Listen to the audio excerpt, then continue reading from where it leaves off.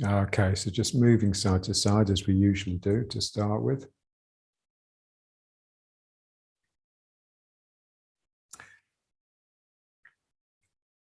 So just quietening down. So the movement side to side is just akin to the breathing that you'd be becoming aware of if you were meditating. Now, I was just reading that David Radin book that I sent yesterday, A Temporary Affair. It's a wonderful book, but he's saying, basically, you can't think the breathing; you just observe it. And so, by sitting down, meditating, and just observing the breathing, it's naturally just bringing you out of being with your thinking. It doesn't stop you from thinking necessarily, but it stops you from being with your thinking. So here we're just with the movement, and just feeling just how good it feels. So you can feel the air against the skin, and just the movement, just the body working relaxed and well, and just feeling it settling into the field of gravity. And bringing the awareness down to the dantian and the sacrum at the back. So it's the sacrum that becomes vertical.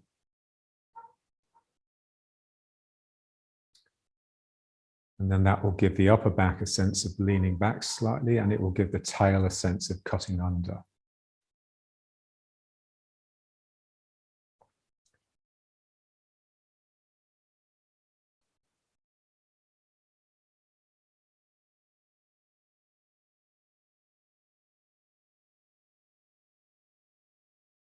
And just allowing the breathing to just harmonize with the movement.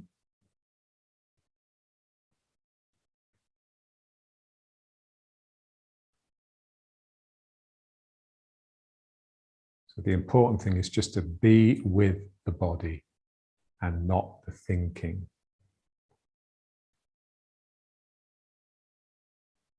So you're feeling the body.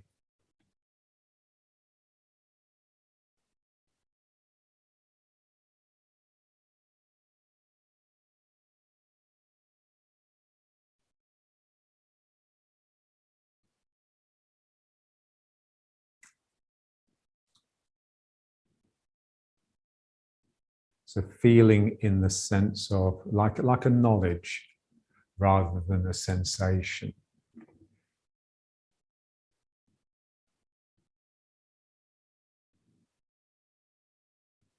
So you have a feeling for the body.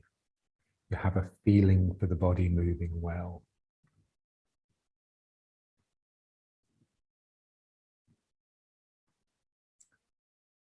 And then just feel the feet on the floor. So you just want to feel gravity pulling you down, but you want to feel the ground sort of sucking at you. So imagine you're one of those Giacometti sculptures, the really skinny sculptures with the enormous feet. Yeah. So you've got these really big feet that are just so well planted, they're actually stuck on the ground.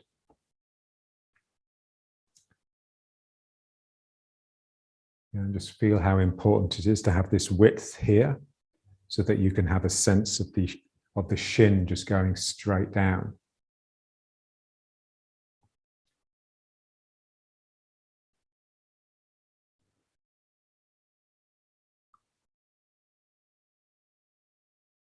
So the legs become round.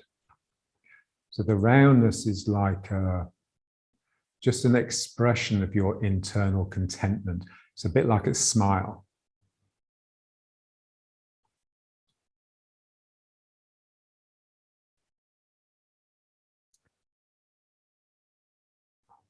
So gravity is pulling you down, but also the earth is sucking at your feet. And it's just draining all of your anxiety away so that you can just become quiet inside.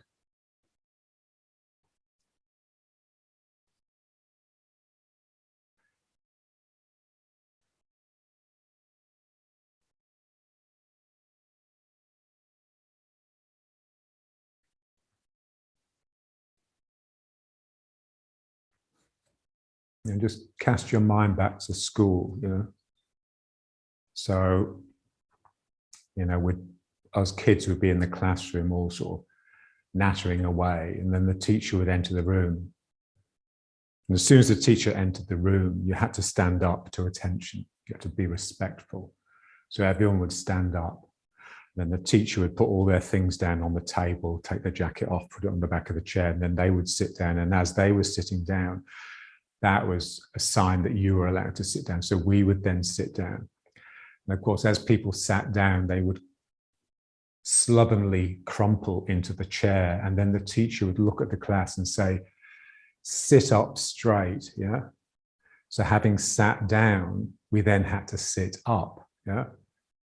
And that required just bringing some strength into the lower back, taking your back off the back of the chair, if there was one, and just driving your tailbone, your sitting bones into the hard chair in order to bring the attention up. So that was sitting down. So we sat down and then we sat up. Now it's the same with standing, but the other way. You stand up and then you stand down. So this feeling of sinking is really just a feeling of yielding. You're standing down like a politician who resigns and has to stand down from office. Yeah. So you're taking a step down.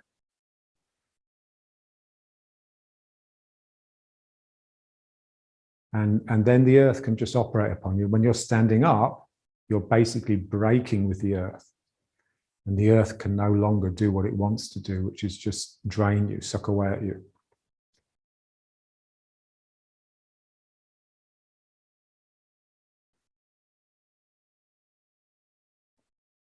And then just feel the legs. So this is the spring.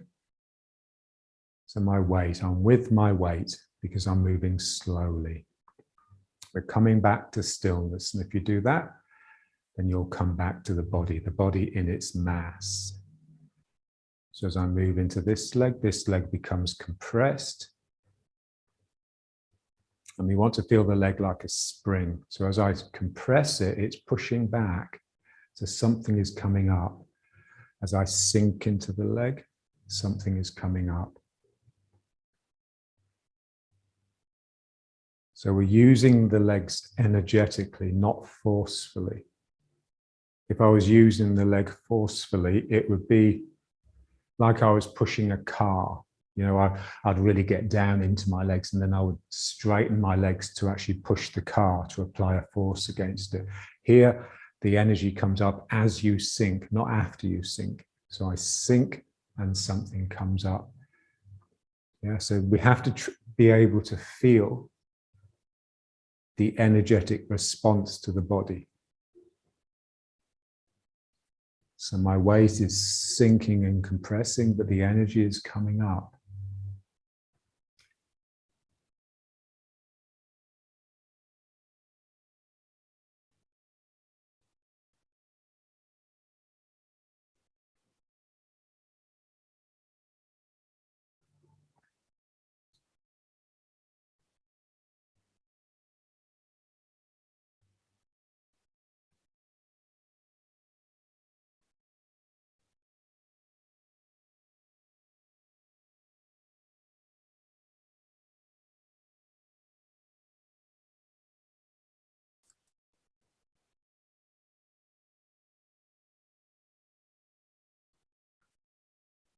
And the only way you feel it is if you stop paying attention to what you're thinking. If you're following the stream of consciousness, the train of thought in the mind, then you'll never hear anything else, including the other. So we're just with the body, with the breathing, with the body moving, with the spring of the legs, and with the energy that the springy leg is producing.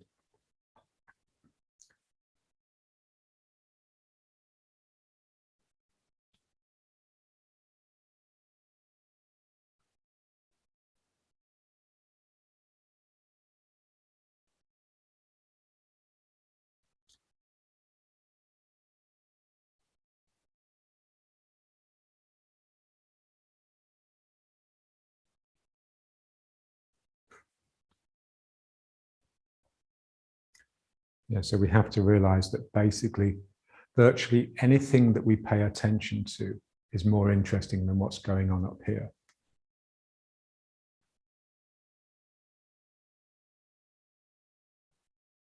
So this is our narcissism nowadays. It's just thinking to ourselves.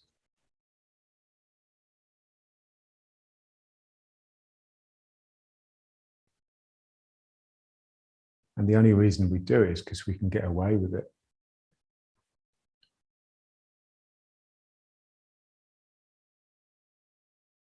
So we live in environments that don't really demand anything else.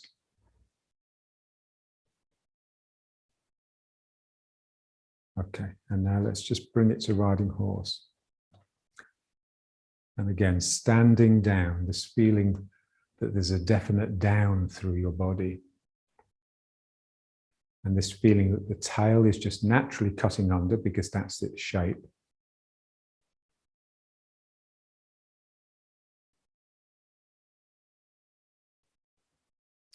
This is spreading and relaxing because the wedge of the sacrum is just driving the hips apart. That is causing you to settle into the outside edges of the feet. And that's causing the legs to round out. And the roundness is very much a sort of containing, embracing roundness that requires a smile, if only an internal one.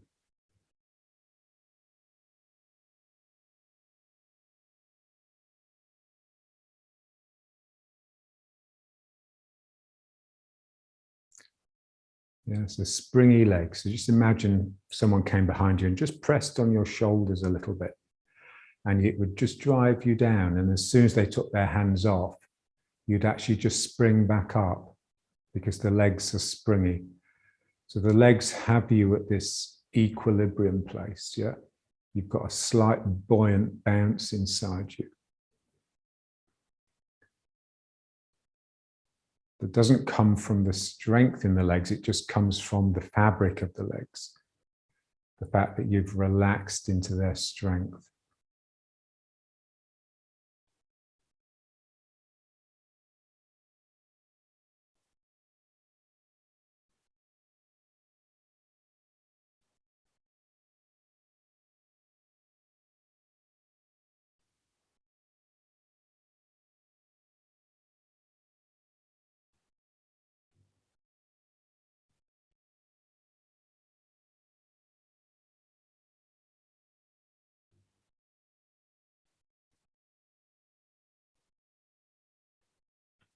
And now let's turn.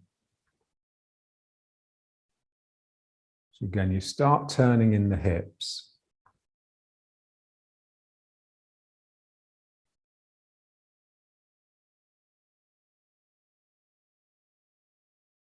But if the legs really are relaxed and springy, then as soon as you start turning, they will start to be operated upon. So as I turn here, it's pushing me into this leg, and then the leg will just return me.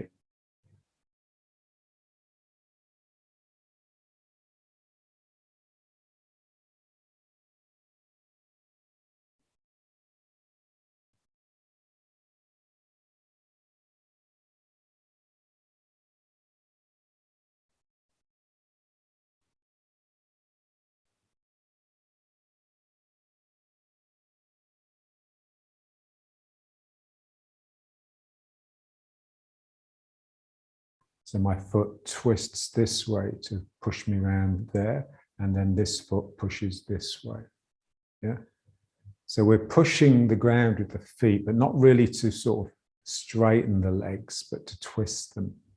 So there's a twist here. Yeah, so it requires you to have like real purchase on the ground.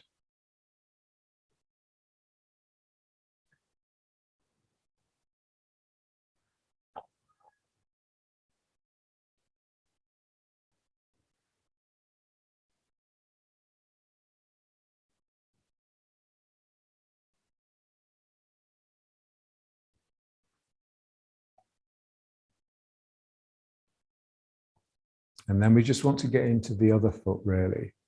Because basically in Tai Chi, there are two actions, pulling and pushing. So when you're pulling, you're bending the arm and the leg. And when you're pushing, you're straightening the arm and the leg. And of course, because the bending bit is the yielding and the straightening is the attacking. So we would like to concentrate on the bending bit, the pulling, basically.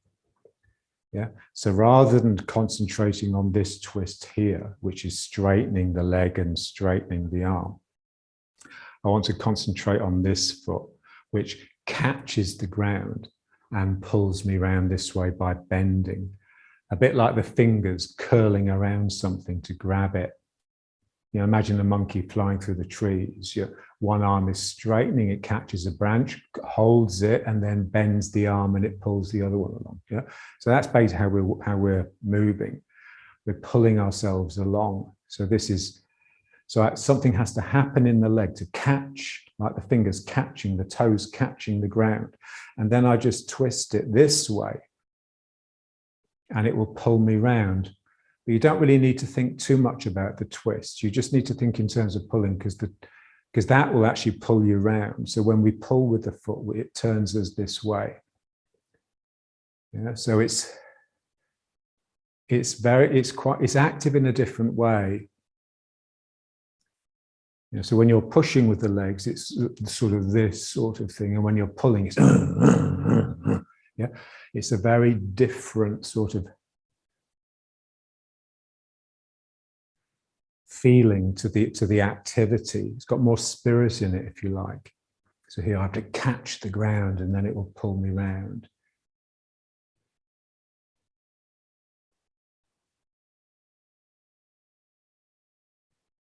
Yeah. So what we're, in a sense, what we're sort of trying to wake up to is the other. So the other can be the other person, obviously, but it's also spirit. It's the other inside you. Yeah. And so it's like here, there's spirit here, and I catch it and I pull it, and then it disappears and manifests here. So it's always slipping out of my grasp. So I'm always having to change, to turn in order to catch it again. It's quite interesting, yeah. And softness is just the ache for the other. Yeah, so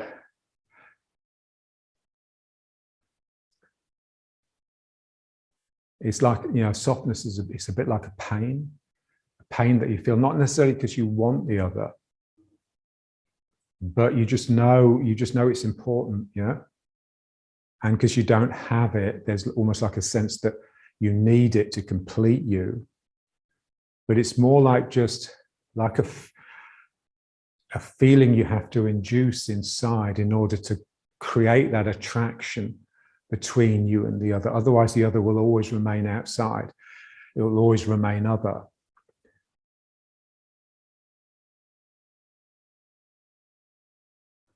Yeah, you can think of the other as like difference as well. So we don't want to make the difference sameness. I don't want to turn the other into just an extension, a projection of me. I just want to take that leap of faith and just catch it and just, because that's me. I am not my ego. Yeah? And yet nowadays there's no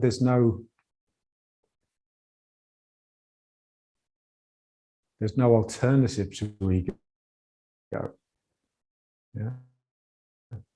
It's why meditation is just so important, because it makes you realize that you are not your thinking, because it can quieten down. And when it does quieten down, you're just so much more aware and awake and attentive.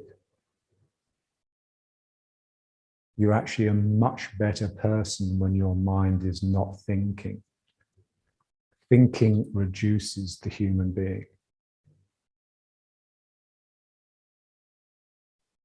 Yeah, so because I've got a good analytical mind, often, I'd be working with John and we'd do some sort of, he'd invent some sort of posture, and I'd be able to see its structure almost immediately. You know, this sort of analytical structure, which he was claiming here was this amazing new thing that we've created. And I would just reduce it and say, well, actually, it's the same as what we were doing before, just a tiny bit different.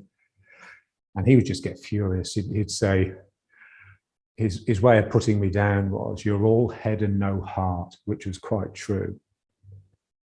Yeah.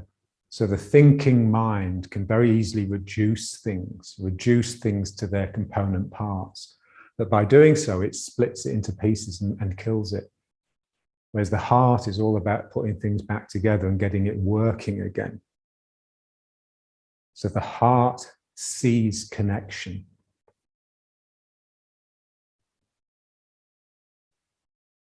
Whereas the mind will disconnect all the component parts and just analyze each part.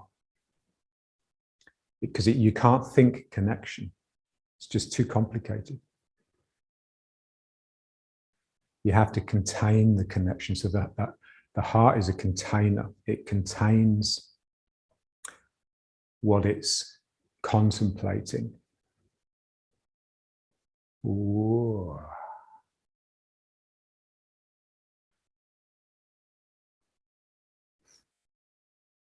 Okay, so now let's just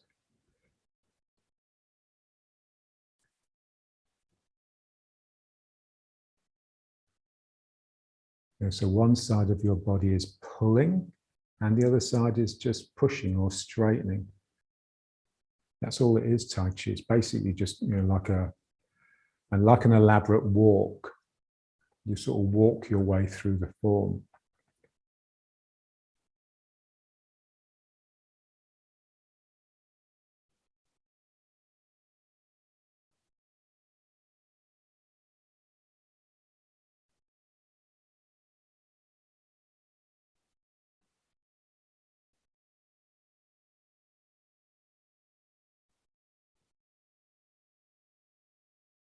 Okay, and now let's just try this one.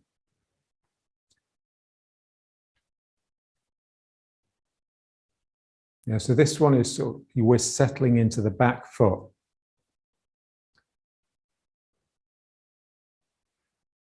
And so this one is trying to establish the circuit that contains you at the back and the other person that you're dealing with at the front.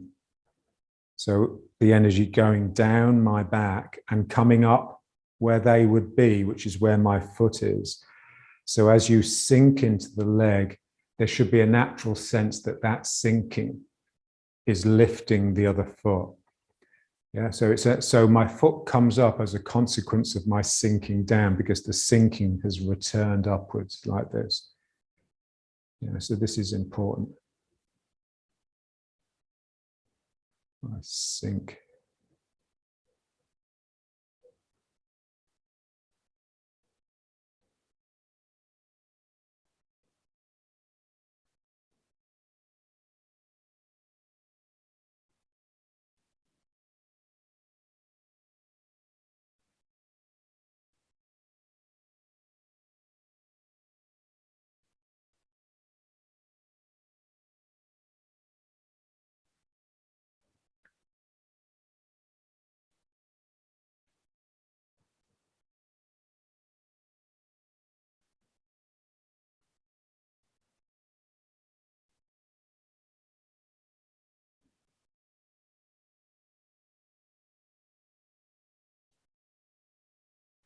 Yeah, so the energy comes down my back and comes up the other person.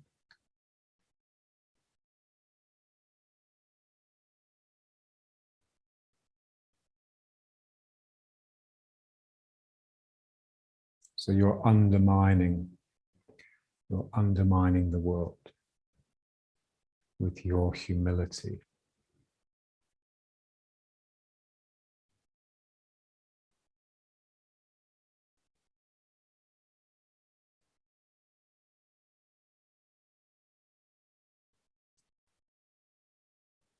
Okay, now let's just try just doing a few stretches just to help that. So just bringing the knee up, yeah? So we're bringing the knee up to try and just stretch the lower back, because when we take a foot off the ground, this tends to go out and I get this sense of falling like this. So it's the opposite of that. So I bring the knee up. Yeah. And again, now I have this circuit going on. So I'm sliding down this outside edge of the leg and something is coming up here. There's like a column of energy coming out of the ground that catches my leg and brings the leg up. That's how we'd like to feel it.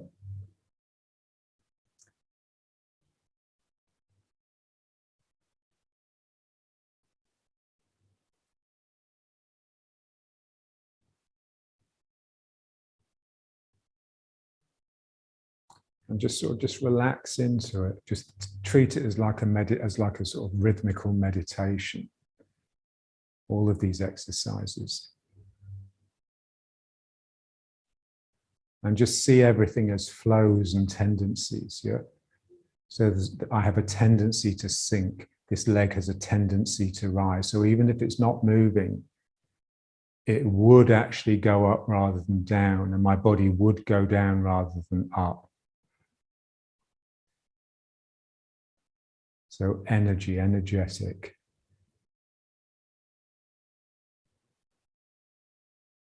And you really need to be on the outside edge of the foot, because if you fall onto the inside, it's the same as sticking your bum out, really.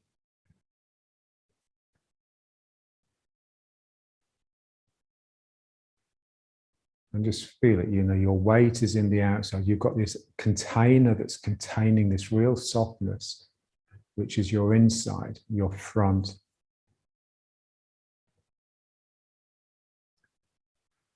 Yeah, so the back contains the front, the soft underbelly.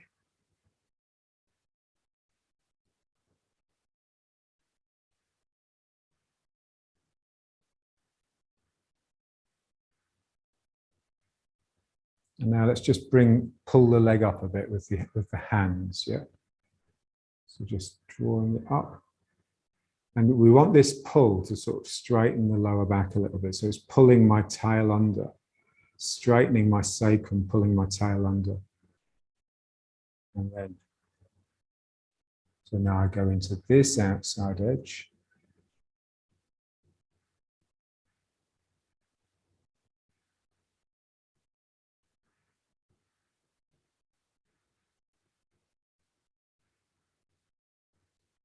And then I go into this outside edge, yeah.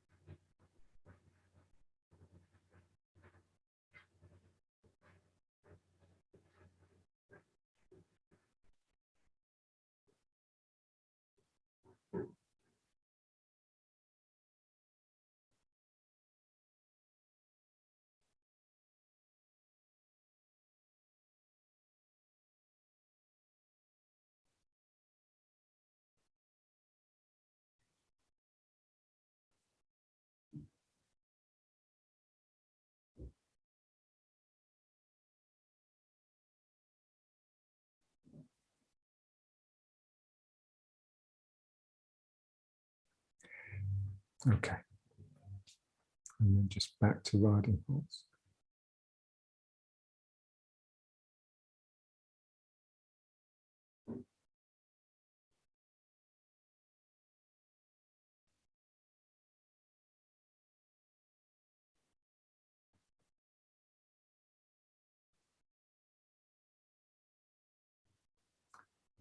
And just feel the feet, yeah. The earth is sucking your feet, sucking the energy out of you, but also you're drawing So your strong instep, the strong arch of your foot is sucking something up into the groin, into the sacrum, and then up the spine.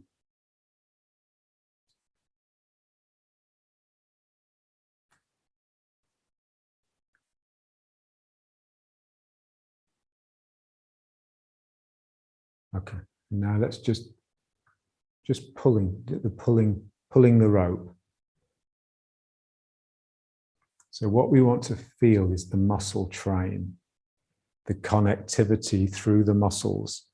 So from this foot up the leg into the spinal erector on this side, extending down into the fingers. And then when I pull, I'm trying to contract the whole line, but it's really being operated, being controlled from the spinal erector, from this thick muscle beside the spine in the vicinity of the waist. Yeah. So what we want to get into is just differentiating between the waist and the hips. So we no longer want to turn by turning the hips. We want to turn by tightening one spinal erector against the other, by twisting the spine. We're not turning the hips, we are twisting the waist, yeah? So a twist is different from a turn, yeah? So when you twist, you're basically doing this, yeah? And when you're turning, you just got, it's just moving like this, yeah? So turning will tend to float, whereas twisting will grab the ground and you'll be working from your root. So I'm pulling here. So I want this sense, what's the feeling of, or even the emotion, of pulling, of contracting.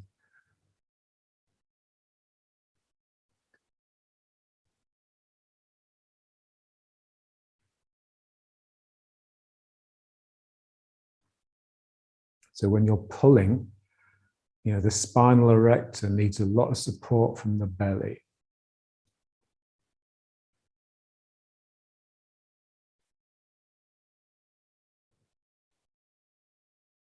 So,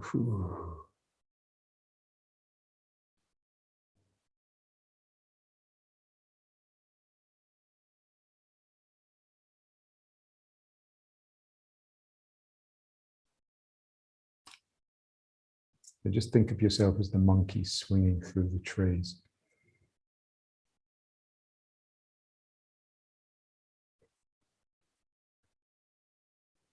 So it's a strength that's able to really pull rather than the strength that's able to push.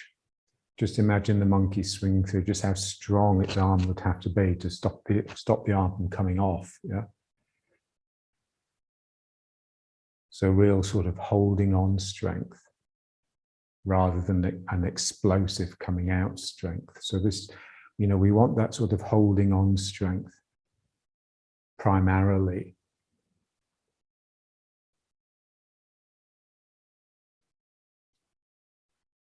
I pull, this real sense that something is expanding here and then it can contract.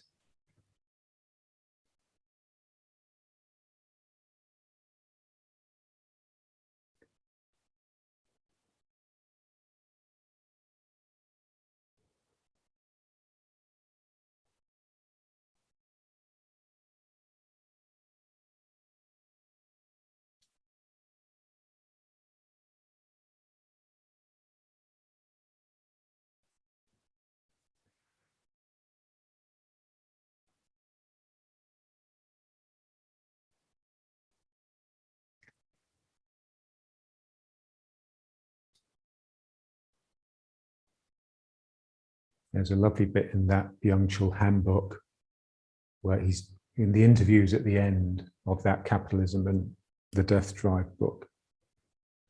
There's a couple of sort of theatre producers, theatre directors that are interviewing him. And they're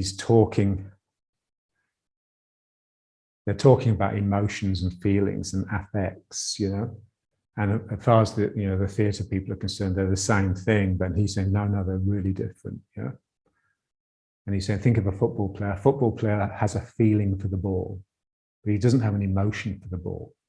Yeah? So feeling is more like an aptitude, yeah? An intuition, something that you just sense, something that you haven't thought. It's like it's a use of the mind that doesn't require thinking. This is why it's so important. So I'm feeling this. I'm feeling what needs to happen in my heart to produce this change from the stretch out to the contract in.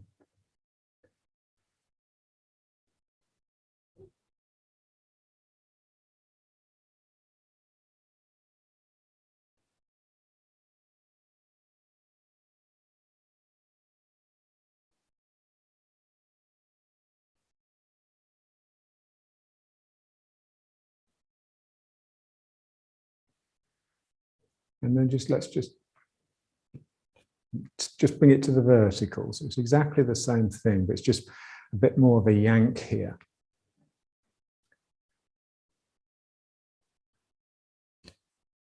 And just feel that whole side really stretching and then contracting. We just really want to feel the muscle in the lower back, you know, the big thick one.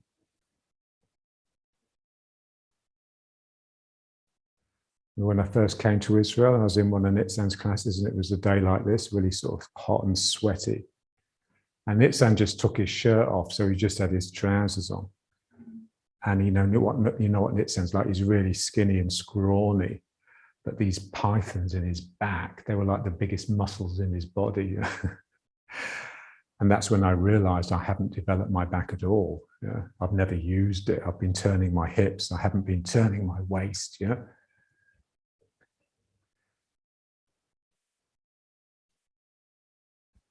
So when you turn your waist, you really have to mean it, because it's actually quite difficult.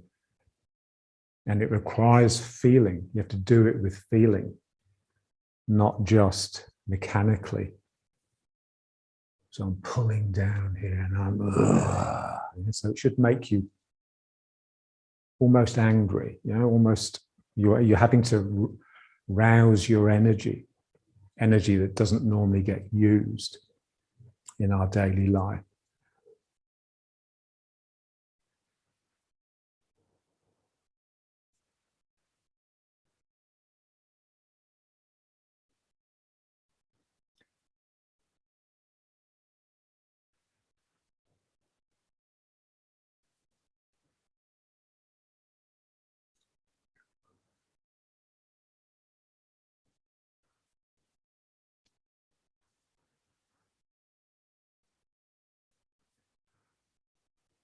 Okay, so let's just bring it back to here.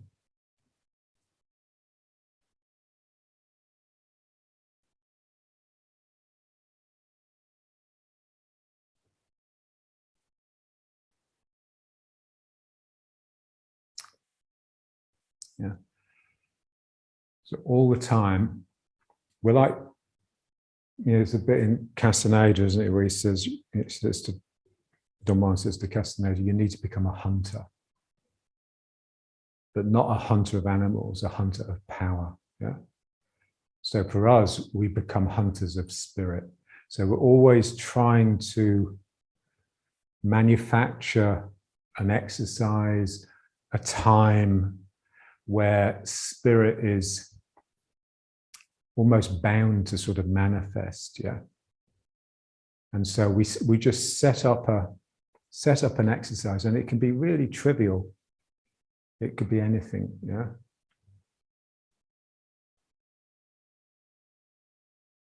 You know, so they say, you know, the Zen master can just lift his arm and bring it down, and he's given that simple action more awareness than the average person gives a lifetime. Yeah. And so here, so you know, when you do something, you really mean it. So here, the arms are opening, but it's not just the arms; it's every cell in my body is opening, and then here, every cell is closing down. And particularly the spine. So just letting the spine really extend and like it's being blown up with air, and then here it sort of deflates and curls up the other way.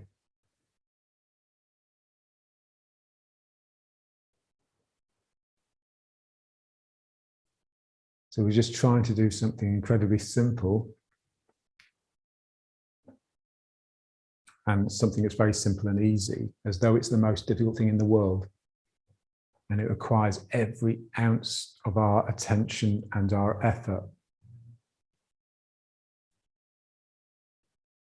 And any wandering of the mind is going to just leak. Your energy is going to leak. Because the spirit manifests as intensity. So as you keep your mind on the job, you've got to keep the system closed so your energy is not leaking. And then as you just repeat and repeat, the energy sort of builds up. And at some point, there's like almost like a burst. And it bursts, you're doing the same thing, but it's almost like it's coming from a different place. It's almost like it's that point where the exercise is doing you rather than you're doing it. You just become possessed by the movement, almost like a trance. And that's the sign that spirit has come in. So that's what we're working for, to try and just exercise the spirit a little bit.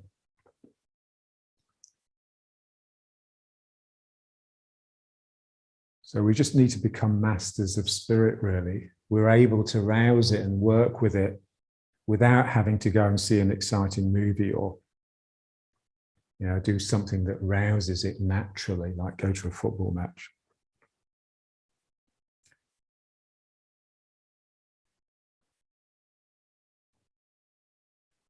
I remember being in the kebab shop in Hackney, and there was a guy ordering and he just couldn't speak. He had such a hoarse voice like this.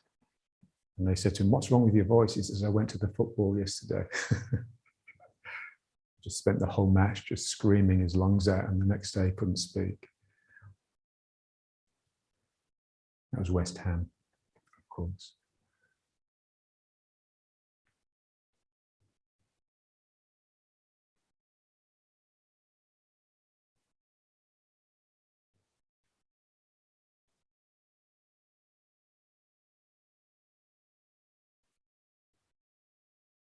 So this is really what you're trying to do when you meditate. It's the same thing. We're just keeping your attention on one thing, the breathing. And then there just comes a point where it's just, the energy like breaks through from self and into spirit. And then everything's different. It's like the room is just alive with spirit. You're no longer sort of sitting there like this inside. You're just everywhere. Yeah.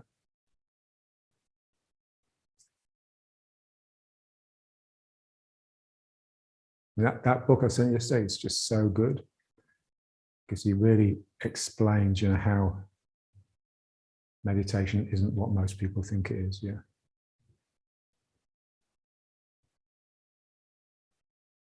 Ooh.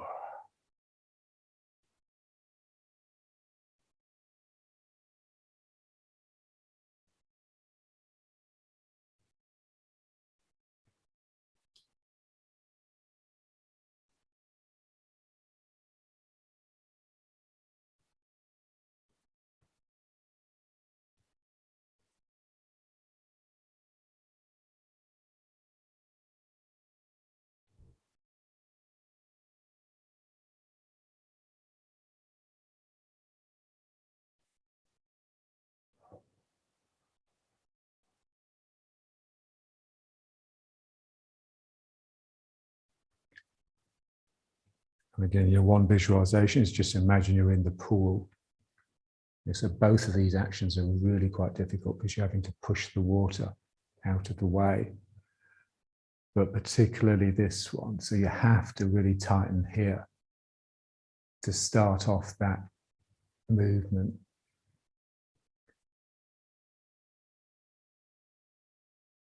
Just feel as soon as you pull here, just the volume of water that you're embracing would force you into a real expansive roundness. Ooh.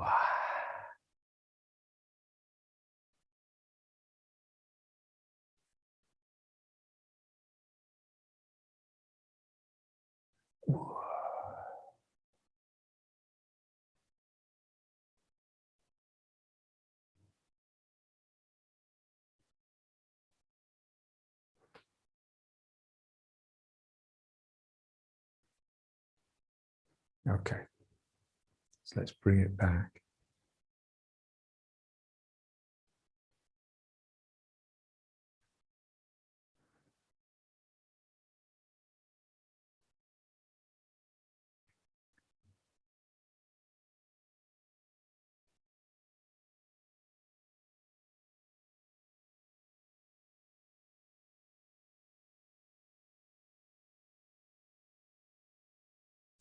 Okay, so let's just finish with just a little bit of the stepping.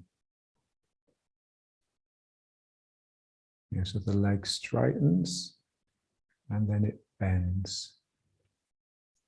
It straightens, this one, and then it bends. And it's not just the leg, it's the whole side of the body. So here, this arm is bending with the leg, and then this arm is straightening.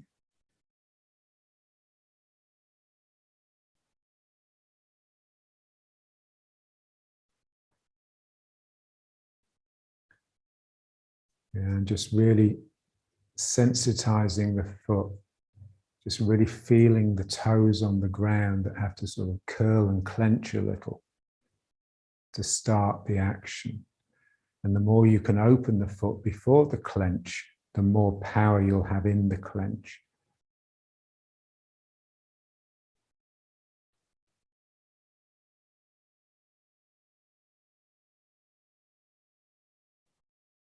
Ooh.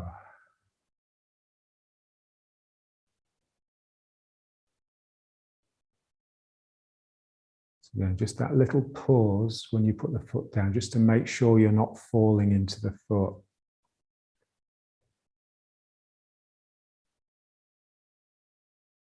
Yeah, so when you're working well, lightly and carefully, there's almost a sense of something being suspended up in the air. It's not floating. It's not what Byung-Chul called floating, because it comes from your sinking, but also from this carefulness. Yeah. So it's from the spirit, really. Spirit makes you breathless.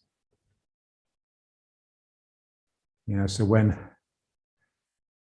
fighters train, they do all these sort of skipping and running and all that, do all these exercises to train them, to give them stamina for the fight. But when they're actually fighting, the main component is spirit. And of course, spirit makes your body work in a completely different way. So the only way to train for fighting is fighting. Yeah.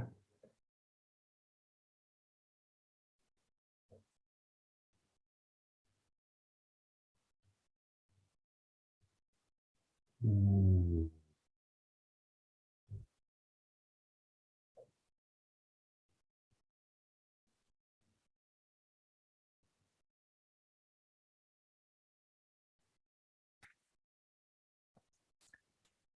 So by working, carefully, lightly, with absolute balance and real attention, that's basically like a fight. Yeah. You're in the fight. You're manufacturing a battle for your spirit to partake in.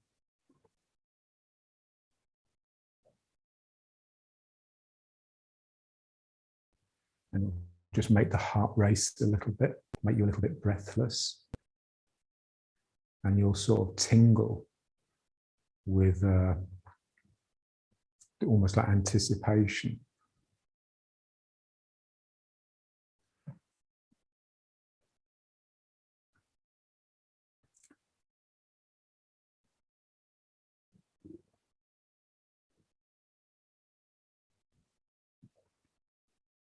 Yeah, so this is the aspect of practice that people find difficult to manufacture on their own.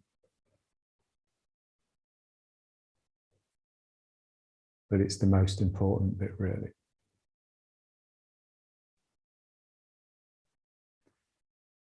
So there just needs to be like a pressure.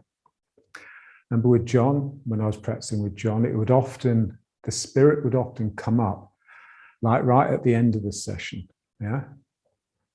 We both knew the session was coming to an end. So there was almost like a sense of relief, but also a sense that something's got to happen now, otherwise it's not going to. Yeah.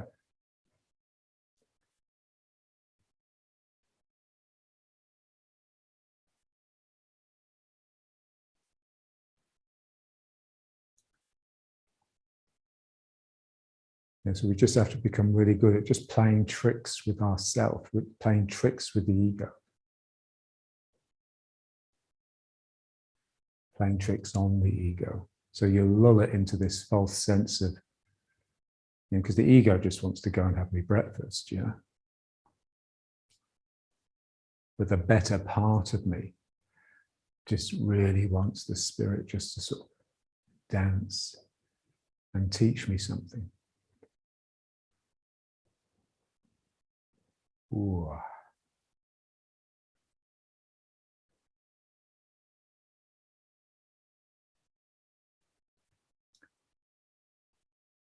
And why is spirit so important? Because when the spirit comes up, you will find yourself doing it in a way you've never done it before. Spirit generates novelty. Without spirit, you'd never progress.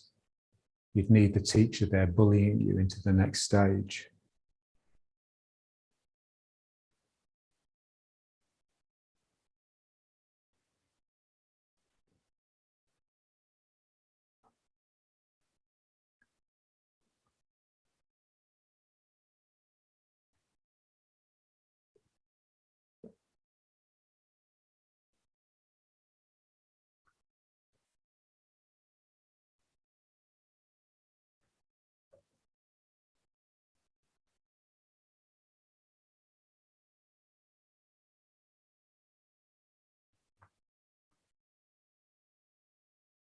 Remember Jane Colling? Remember Jane? Yeah, so she's an artist, and she studied art at Reading University along with Rita. So that's how they knew each other. And her tutor was Patrick Heron, who was this really famous English abstract expressionist. And he was coming round to look at the students' work, and he came into Jane's studio and she'd done this big picture. And he just says, wow, that's great. Because all you have to do now is drink a bottle of rum and do 50 of them. Yeah. Which she took to be like a really facetious statement. But I think there's something in it, you know.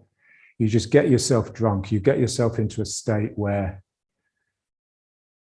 you're not critical anymore. You're just into the action. Yeah. And then just whip off 50 of them and then just look at them. And there'll be a couple at least that will have something special, something that slipped in despite you rather than because of you. This is what artists always understand. Yeah. That what produces the greatness in a work of art isn't because of their ego. It's because something has slipped in that they haven't been able to block out. So this is what we would like for the work. And it's spirit that just enables that. Yeah. And the best way to arouse the spirit is just to drink it. Like John used to say, the spirit's quite available. You can buy it in a bottle. Yeah, so when you have a drink, especially if something like rum, your inhibitions go and suddenly you have spirit available.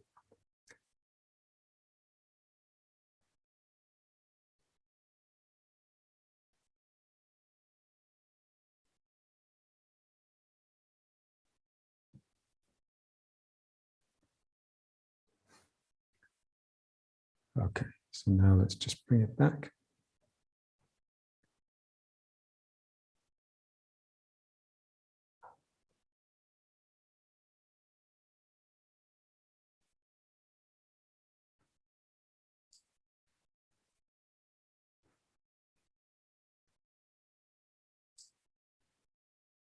Yeah, so the way, I've got Sila, still can't say her name, Sayla, and there, these two students from down south.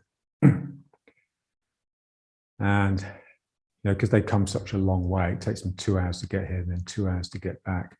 So I give them both 3 hours of my time. So we start off normally by sitting for half an hour, and then we work, and then we sit for a final half hour.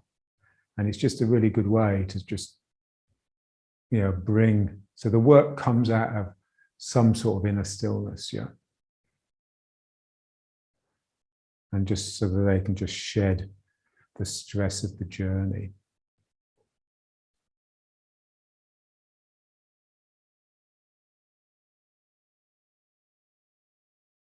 So that would be the best way to finish these sessions, would just be to sit for 10 minutes. Which is what I shall do when we finish.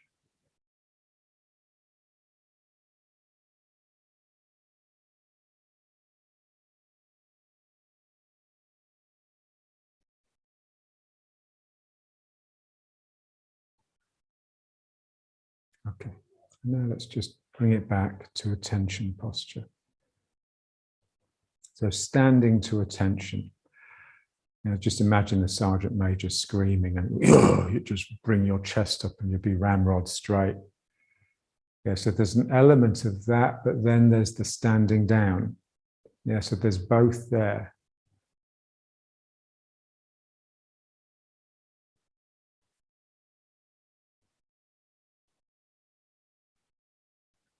So standing down just requires the legs to be a little bit bent.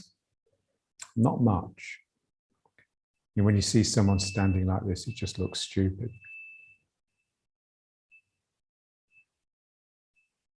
So again, the feeling of the back of my leg is contracting to bend it, and the front of my leg is contracting to straighten it. So tension. Everywhere there's tension, but it's just a little tone. It doesn't have to be rock hard, rigid. It's like an awareness. It's like a buzz, a spirit. Every sort of muscle has got a little bit of spirit to it. And then you're capable of speed and responsiveness.